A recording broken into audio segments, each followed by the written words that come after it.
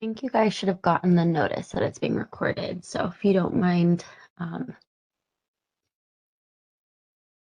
we go. Perfect. And I'll go ahead and get started. Thank you for everyone who's on the call right now. I'm going to pass it to our lovely technical assistance providers. I believe Cassandra's starting first. Pardon my sickly sounding voice. I'm fighting a cold, but I'm really grateful for our two presenters today to provide us with a little bit more information about their services and their programs and how they can be of help to you and your community's brownfield journeys.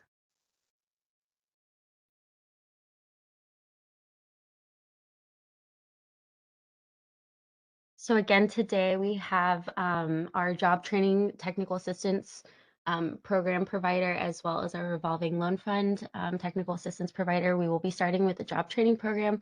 So I will be passing it off to Cassandra to give us information and more about the services that they provide.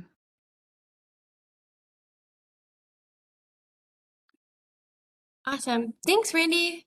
So as Randy mentioned, I'm Cassandra Probinger, and I'm with ADAPTA. And in partnership with Tetra Tech, we are the EPA's National Brownfields Job Training Technical Assistance Providers. So we just wanted to give a brief overview of the program today, talk about some of the cool things that you can do, and then briefly touch on all of the support that's offered. So next slide. Because we're contracted directly with the EPA, I do have to read this fun disclaimer. So this project has been funded wholly or in part by the United States Environmental Protection Agency under a contract with Tetra Tech and ADAPTA. The contents of this document do not necessarily reflect the views and policies of the Environmental Protection Agency, nor does the EPA endorse trade names or recommend the use of commercial products mentioned in this document. Thank you. Next slide. So to start with just a brief overview of the program, so the EPA's Brownfields Job Training Program, which was started in the late 90s, provides grants to recruit, train, and place unemployed and underemployed residents into environmental careers. And it does this by equipping individuals with the skills that they need to secure full-time, sustainable employment. And the goal behind all of this is to help communities impacted by brownfields benefit directly from their cleanup and redevelopment. Next slide. So I wanted to just include this fun showcase video that EPA put together. It is about one of our grantees, Pathstone Corporation, which is located in Puerto Rico. They're actually a 6-time grantee and are doing lots of great things. And it's a great way to see instead of be told a little bit about the program. So we can go ahead and play that.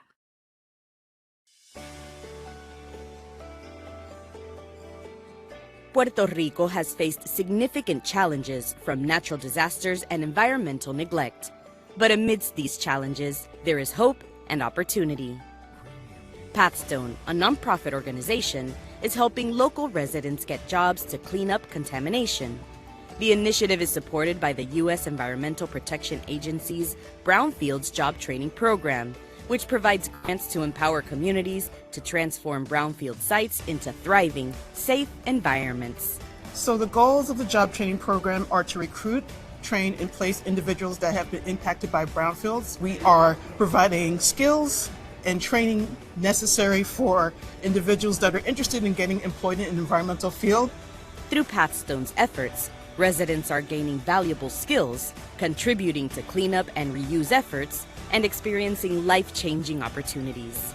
Our program actually serves unemployed and underemployed residents of Puerto Rico through various communities. This is our 5th job training program, and our main goal is to get them trained in environmental areas and place them in employment where they can help our communities. Este programa ha hecho una diferencia en mi carrera, ya pues que me abre puertas debido a todo el conocimiento que he adquirido por las licencias que he obtenido y me dan mejores oportunidades de poder obtener mejores empleos. The EPA can help your organization launch an environmental job training program just like the one Pathstone has in Puerto Rico. Together, we can make a difference. Apply for EPA Brownfields job training grants. Transform your community today. Awesome. We can go to the next slide. So I think that video does a great job at just kind of showing the human side of this program, but to put some numbers to that impact, right? So from its inception, again, in the late 90s, there have been 456 job training grants funded, and that has equated to about $119 million in funding. Since February of this year, there have been a little over 23,400 individuals who've completed training as a result of these programs. And of those, 17,400 or so have obtained employment in the environmental field. And that's resulted in a cumulative placement rate of about 74%, which is pretty great.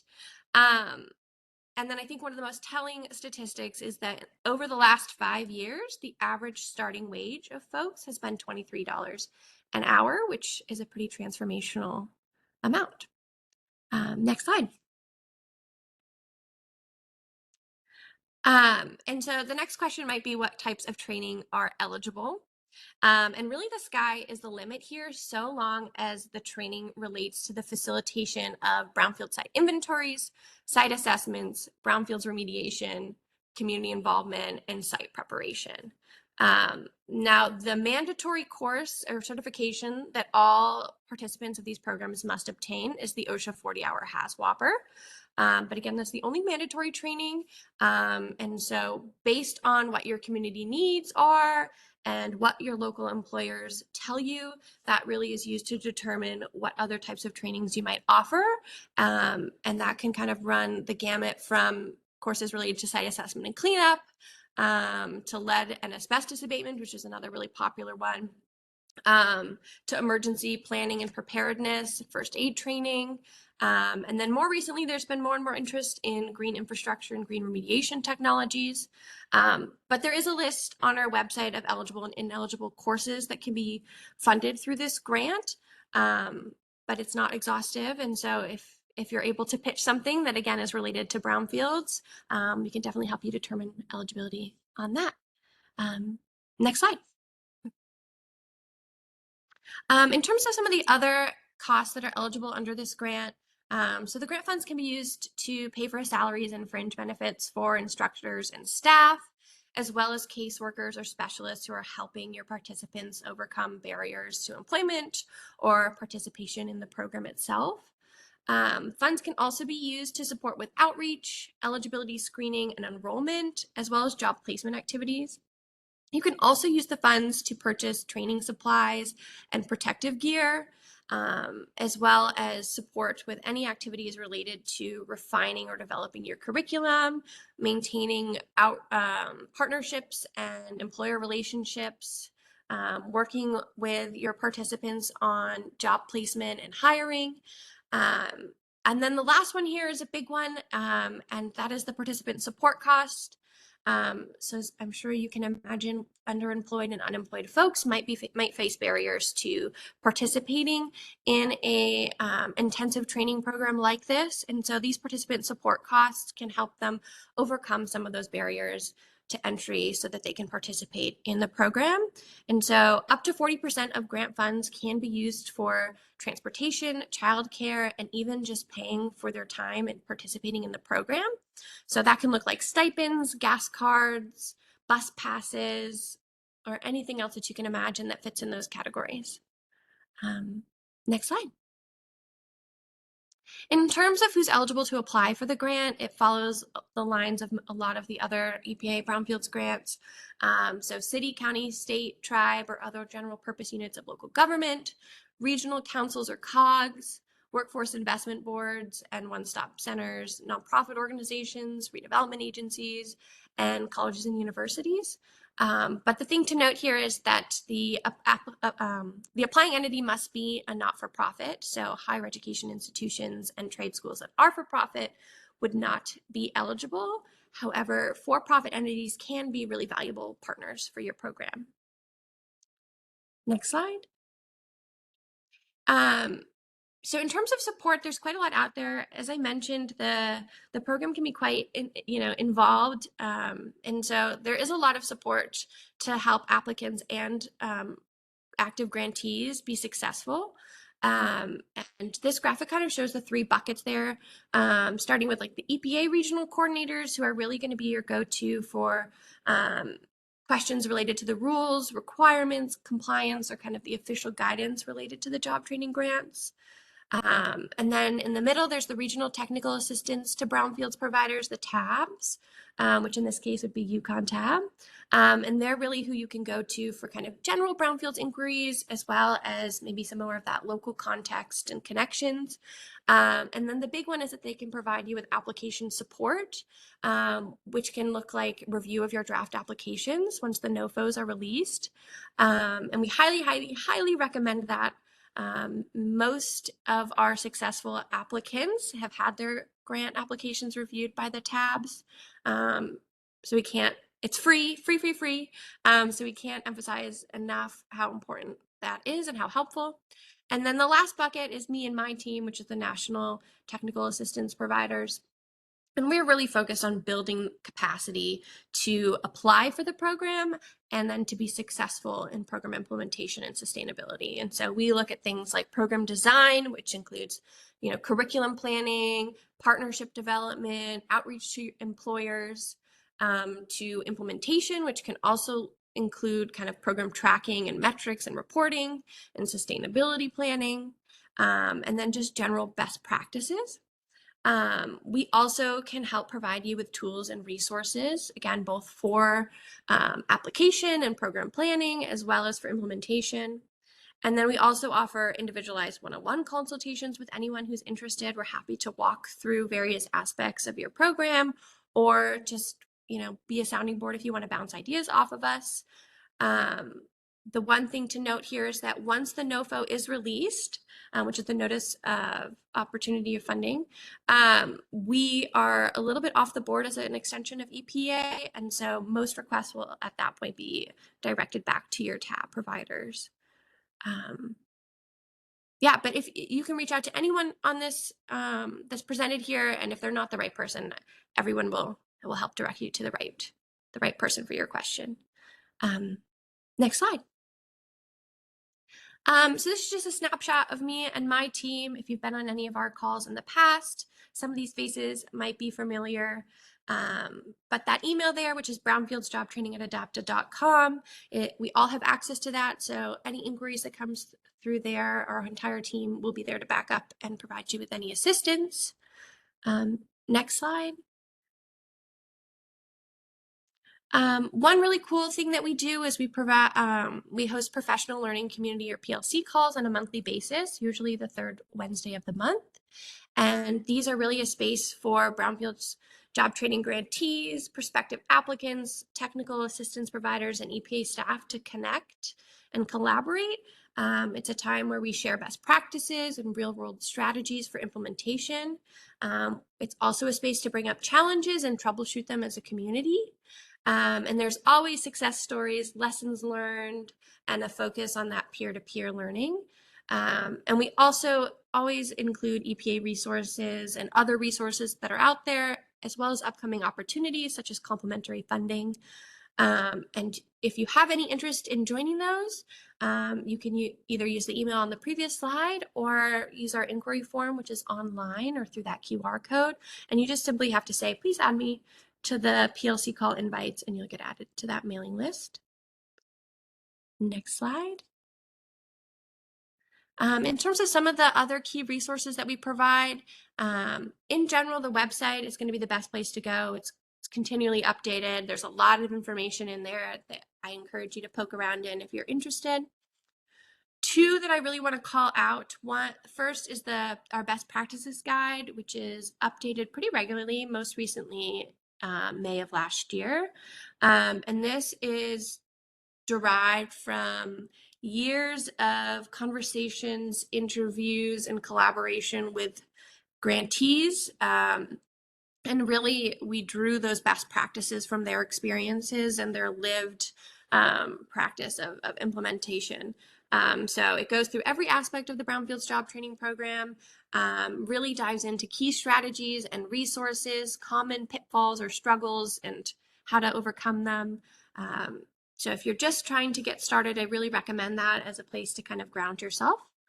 And then more recently, we did create a participant tracking workbook, which is just to help active grantees think about how they might track their participants through their program and after, which is an EPA requirement. Next slide, I think this is the last one. Yeah, so if you're interested at all, please reach out with any questions. I think we'll have some time for Q&A today as well. Again, you can reach us through the Brownfields Job Training at adapted.com email or through our inquiry form online. This is a really awesome program. It's one of those that's quite unknown, actually, and so we're trying to spread the word about how awesome it is. And I'm excited to connect with any of you if you're interested. Thanks. Awesome. Thank you so much. And I'm going to pass it now to Erin, who's going to talk a little bit more about the RLF Technical Assistance Program. And then any questions that anyone who's on the call has, we'll save those till the end. And Cassandra and Erin will be happy to answer those questions for you. Thank you, Randy, and thank you, Cassandra. Good afternoon. My name is Erin Howard. I am here to present to you about the RLF tab for technical assistance for brownfields for the revolving loan funds. Next slide. So again, I'm Erin Howard. A little bit about myself. I am from Connecticut. I joined Grow America a few years ago, but prior to that, I was working for the City of Hartford and City of Torrington, working on brownfield programs for both of those communities. And I do actually have direct RLF experience, having had the RLF in the City of Torrington. Next slide. So Grow America was selected along with ICMA as the tab provider, the national tab provider for the RLF program. Grow America is established in 1969. We are one of the nation's oldest nonprofit provider of community development and technical assistance and training. We work with partner communities across the country as well as nonprofits to provide economic and community development support. ICMA, as you may know, was founded in 1914, is the International City County Management Association. They're the premier professional association for local governments, managers, staff, leaders, stakeholders with more than 13,000 members. Next slide. Again, Grow America, we invest in capital to craft equitable, vibrant futures. We have many arms as an organization. We do nationwide lending and entrepreneurial support. We provide professional education and training, investments in housing and economic development, and advisory services providing support to local communities and nonprofits with their economic goals. Next slide. A little bit about ICMA. You all mostly are probably familiar with them as the host of the Brownfields National Brownfields Conference. So a little plug, they did announce save the date for Brownfields in 2027 from May 25th to the 28th in Salt Lake City. So looking forward to that conference. But along with that, they are responsible for Soul Smart, WindWise, EV Smart. They have an economic mobility and opportunity cohort and the City Health Dashboard. Next slide. This is just a little bit about our team. Right now, we are led by our managing director, Diana Sasser. We represent a number, our team has representation across the country. So for example, Patricia Santa Cruz is based out of Texas, myself out of Connecticut, Betsy Sushanik is in New Hampshire now, and other members of our team are in Colorado, Utah, Seattle, and Connecticut as well. And of course, ICMA is our partner, and they're also nationwide. Next slide. So the EPA RLF program, our goal is to provide financial technical assistance to strengthen EPA Brownfield Revolving Loan Fund programs. We support both new and existing grantees in establishing long-term success for their RLF programs. I believe Grow America, along with ICMA, we have a strong financial background, and RLFs are a lending arm to the brownfield community. And so we provide that technical assistance, having that financial background. And it's also important to note that Grow America was or is the COP Communities of Practice for the EDA Revolving Loan Fund program as well. And in fact, our entire program was modeled off of that program, really trying to support peer-to-peer exchanges and working with CARs and communities across the country to provide support to each other to support their programs. Next slide. So this slide just talks about the different arms of EPA and where we fall under technical assistance. and just talking about all the different assistance that's provided by EPA. And of course, revolving loan funds is one of them. Next slide. Our program goals will be to build partnerships. We're establishing a project officer academy, peer-to-peer exchanges, which is big. We did an in-person meeting at the National Brownfield Conference last year. We also provided a session. We cultivate expertise by offering a cohort training program. We're in the process of putting together a training series that can be provided to RLF CARs. And then as well as developing a network and a national RLF advisory council. Next slide. So just a little bit of a feeler as to where these RLF communities are across the country. There are 332 cooperative agreement recipients. About half of them are open, and the other half or so are in post closeout. But as you can see, there is a high concentration of RLFs within the New England area, which is within the UConn TAB regional area as well. Next slide. So just a little bit about a revolving loan fund, what they are. These are grants from EPA where you can borrow or go after $1 million grant, and you can loan to public sector agencies, nonprofits, or for-profit developers. You can provide subgrants and forgivable loans to either the public or nonprofit, and the grantee determines the loan terms, has a 5-year performance period, and again can provide up to $1 million.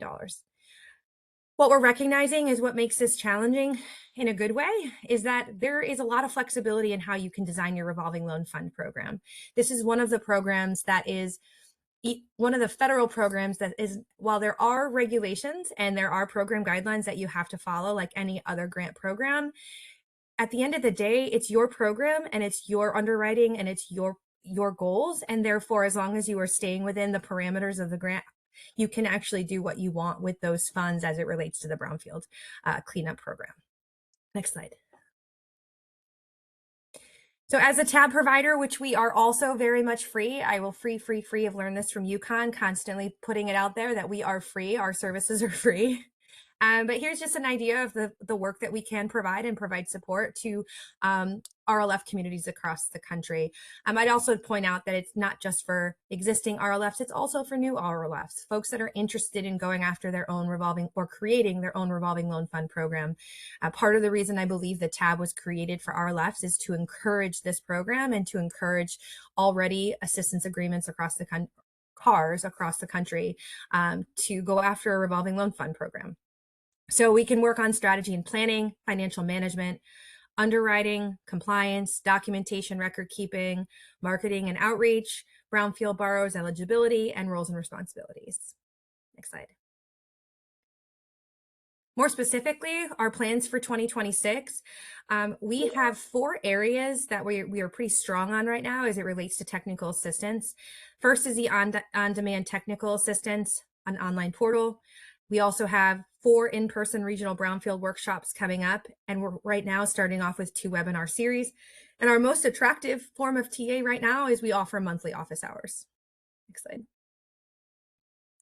These next set of slides just kind of talk a little bit more about each of those items. For the on-demand technical assistance, we've created an online portal that also has a resource library. We encourage anyone, an existing CAR or a community that's thinking about a revolving loan fund, please join our portal. You see the QR code here, feel free to scan it. You do have to log in, but once you're in, you will have access to a number of resources related to revolving loan funds, to lending, to brownfields. It's there. There's also I believe next slide, highlight the fact that there is a way for you to communicate. Next slide. Oh, I guess I did not put that there. Sorry about that. There is a ability for you to communicate within the teams. So you can regionally talk to folks within your region. You have an online board of messaging. It's an area where you can pose questions or ask questions, and you will get a response from folks within across the country on different types of questions and concerns you may have related to your program guidelines, and that sort of thing. Here are just some. This is on this slide, this is the on-demand technical assistance. We do provide one-on-one engagement. So types of technical assistance here would be reviewing RFQ, RFPs, review of consultant proposals, review of underwriting and underwriting reports to give feedback, applications. There will be another round coming up. So drafting applications, we can review those. Questions on Davis-Bacon compliance, we get those quite a bit. We can provide samples of pro formas and loan underwriting spreads. We can answer general RLF questions, post-closeout questions, how to layer an RLF into a project. As many of you may know, brownfield redevelopment, when it's at the redevelopment stage, it's not just brownfield funding that makes a project move forward like a housing project. And so we can help look at layering different subsidies and figuring out how to help make a project move forward, not just on the RLF alone, and any other questions that may come up. Next slide. So this is the peer-to-peer engagement. I skipped ahead. This is just an example of where the portal allows and encourages discussion between CARs, can ask questions, share stories, and share resources. Next slide. And then we have our open office hours, which are Wednesday, June 10th is the next one coming up. We have another Wednesday, July 22nd and August 19th.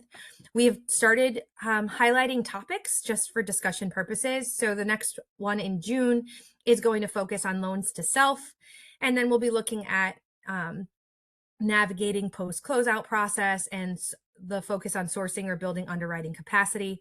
We just had our last open office hours, and we had a great discussion around Davis-Bacon. Next slide. Our in-person workshops. So we want to have you save the date for our Brownfield RLF workshop series. On the next slide, you will see we have 4 workshops coming up.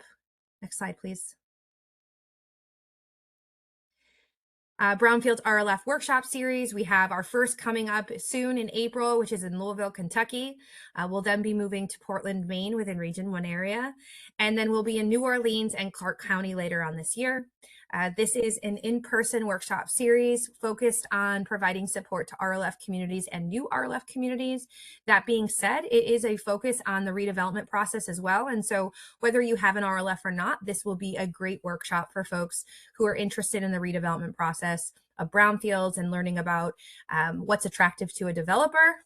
This workshop is focused on that going forward for this year. Next slide. In addition, we are offering an RLF Essentials webinar series. This Lending Basics was our first that we produced and presented on March 5th. What we've learned in the RLF community is that there's about generalizing, there are around 2 buckets of expertise. You have folks that are really strong in the brownfield community, and then you have folks that are really strong on the financial side, and it's about trying to how do you pair the two. And so what we found is that we need to have support or training around each of those areas. And so specifically, we've started working on the lending side. And so this webinar was just focused on lending basics. If you're going to create your RLF program, you should understand what are the basics of lending. What are we looking for when you're looking for a loan, for underwriting? This is a great webinar series that introduces that. The next one, next slide, please. Our next upcoming webinar series is part 2, which is understanding the development process. This will be on April 7th at 1 p.m. You can go to our portal and register. This will be focused on the development process, the developer's pro forma, looking at a capital stack, sources and uses, understanding what the development process looks like here. Encourage you all to participate and join that webinar, which is coming up. Next slide. And that is what I have for, here is our EPA RLF tab. Here is that QR code. Here is how you can connect with us at growamerica.org. We also have the website, and we do have a master email, which I'm realizing I did not include on this webinar. I can forward that at a later date, but we do have a master email that if you have any questions, please send a question forward to us, and we'd be happy to respond. And thank you. That is the end of my presentation for today. Awesome. Thank you both so much. I'm going to stop sharing and stop the recording. And if anyone has any questions, please feel free to put it in the chat or unmute yourself.